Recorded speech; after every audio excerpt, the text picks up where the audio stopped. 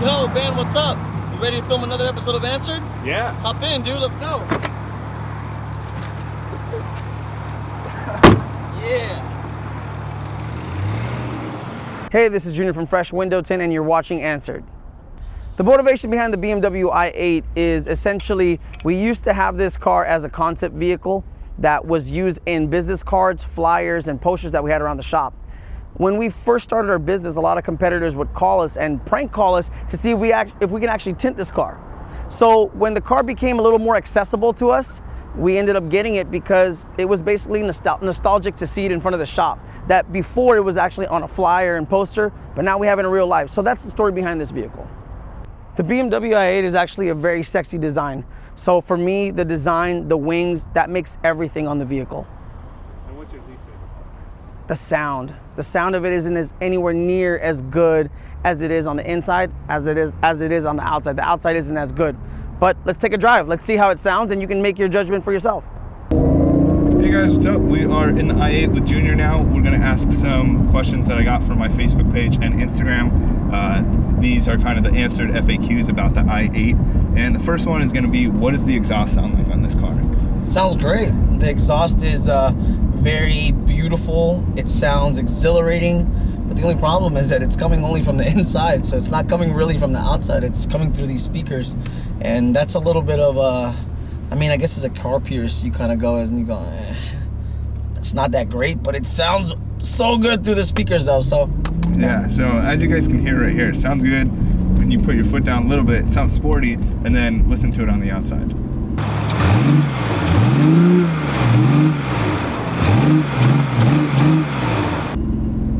Kind of lame, right? So the second question is, how is dealing with these doors? I mean, the doors look sick. Personally, you know, I've been getting in and out a couple times.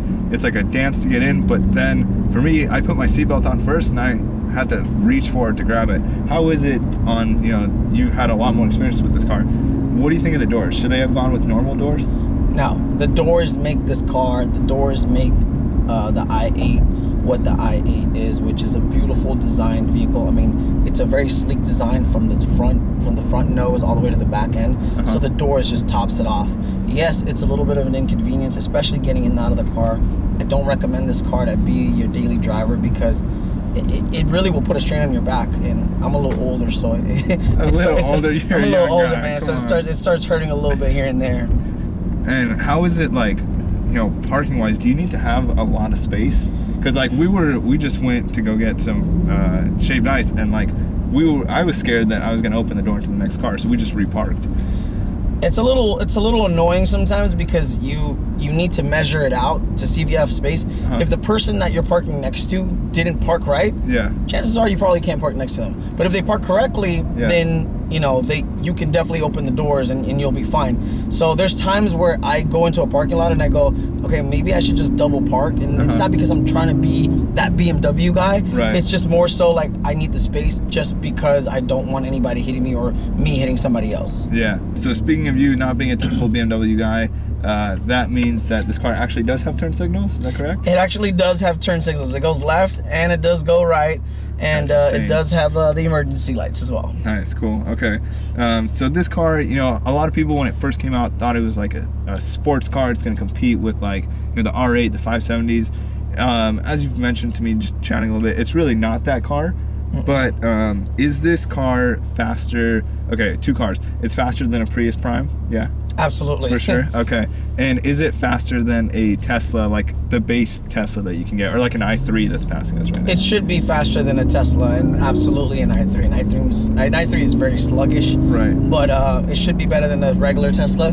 It doesn't compete with the better Teslas, but like the P90, yeah, the 100s. I mean, that'll smoke this thing, and it's not even funny. Gotcha.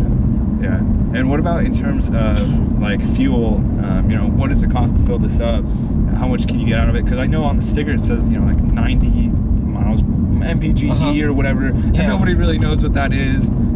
So what does this actually get on the data? To fill up the tank with premium gas, it's $30, and that's with the most expensive gas they have. Right. Which is not bad. That's actually pretty cheap. The problem is that this car has such a small tank It does get about 300 miles on a full tank of gas. Then you contribute that with the electric energy, so it will last you. But it does. I think if I drive this car all week, I'll probably pump gas twice in it. Got it. Which is not bad. That's 60 bucks on two full charges and 2 full tanks. Yeah, that's not too bad. But the range, you know, if you're gonna do a long road trip, plan that you're gonna have to stop at least once to fill it up. Of course. So that's good.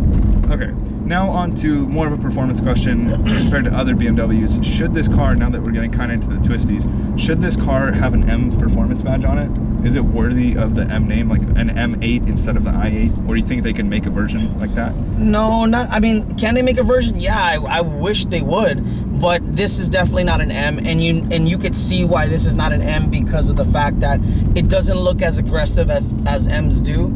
It doesn't sound like an M does, and it doesn't have that stiff steering wheel that an M, like an M6 or an M5 or an M3 have. Like you sit in an M3 or M5 or M6, and the steering wheel, you could feel that you're literally like you're the driver. You're driving that thing. This is more of a cruiser. Yeah, and can you change like the steering modes, or is there like a sport, you know, sport plus, all that, like the other? On this one, cars? There's literally a sport, there's a sport, comfort, and then there's an all-electric mode in this car. So there's really only 3. Where the M series kind of gives you a dynamic mode, and gives you an M sport mode, and all that other stuff. Okay, got it. So this is more like the typical, like the 3 Series, I think, also has the same things.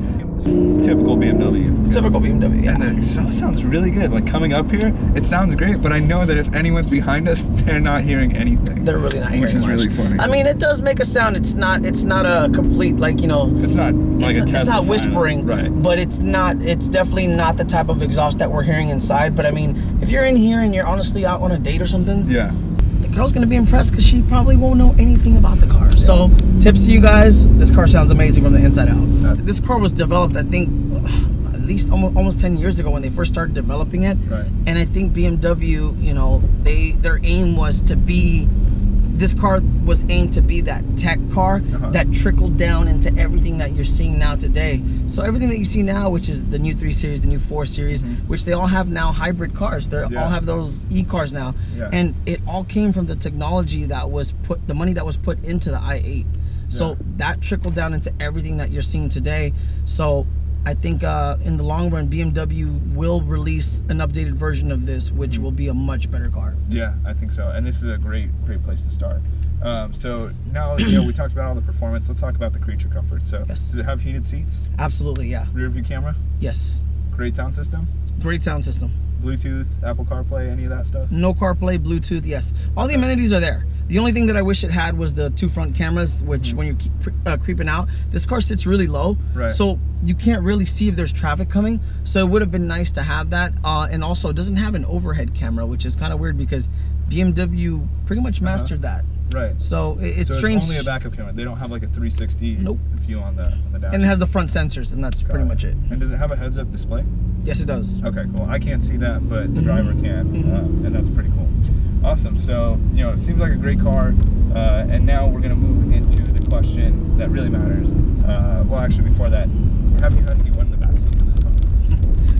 No, you can't honestly think that anybody fits back there. My brother has driven this car. He's had his daughter back there, and he thought it was one of the worst mistakes he has ever made because she was so cramped up back there. And I mean, Porsche's been doing it forever. But I think BMW should have just laid off and said, you know what, let's cut some more weight and put more premium amenities in the car than to have those back seats. And premium amenities, you're talking like this roof right here feels a little cheap. There's no option for a moonroof on any of the i8s, right? So they definitely compromised in some places. Of course, it's for weight savings, but there's all that. So this car, you're saying you could daily drive it, but it's probably not what you choose. You wouldn't recommend this as a daily? I wouldn't recommend it as a daily just because the getting in and out of it part is not fun. And also, the car itself, it does draw a lot of attention, which is, it's a good thing.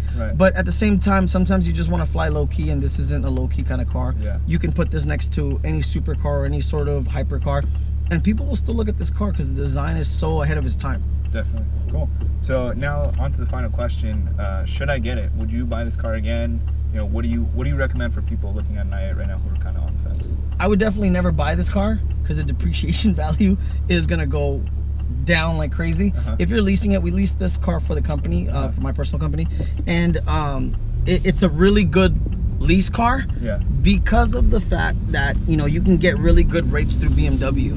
The rates that BMW is giving on these cars, it's amazing. It's insane that you could get this much car for a really good price, an affordable price. So if you're gonna get this car, lease it, don't buy it. Nice. Okay. That's my personal opinion, because the car itself, I mean, it's a beautiful car. You can drive this car, but lease it because you want it to be a tech car, not because you want it to be a supercar, because this is by no means a supercar. So this is like a showcase. This is like my cool. This is kind of like when the Tesla came out and you wanted to like be that guy. This is that car. Exactly. This isn't the, you know, go on crazy rallies type vehicle. No. So this is, you should appreciate it. Can you go on a rally on this? Yes. Can you take this through the canyons? We're going through the canyons right now. Yeah. And no problems. This car moves and twists and turns. Right. It's very centered to the gravity, so it's good. This is basically, and one of my friends told me this is basically the car that you want to pick a girl up in. And she won't have an idea how much it's worth, because it's going to look like a lot of money. Right. So you're going to look cool. The car's gonna sound cool, and you might end up getting a date out of it. Yeah, and it's really comfortable on the inside, which is always important. So Yes. we're not gonna throw up. Anyways, Junior, thank you so much for sharing your story with us. Yes, sir. I8. Hopefully you guys enjoyed this video. If you did, give it a thumbs up, leave some comments down below, and make sure to follow Junior online. I'll have the links to his account below. And I'll see you next month for another episode of ANSWRD. Woo.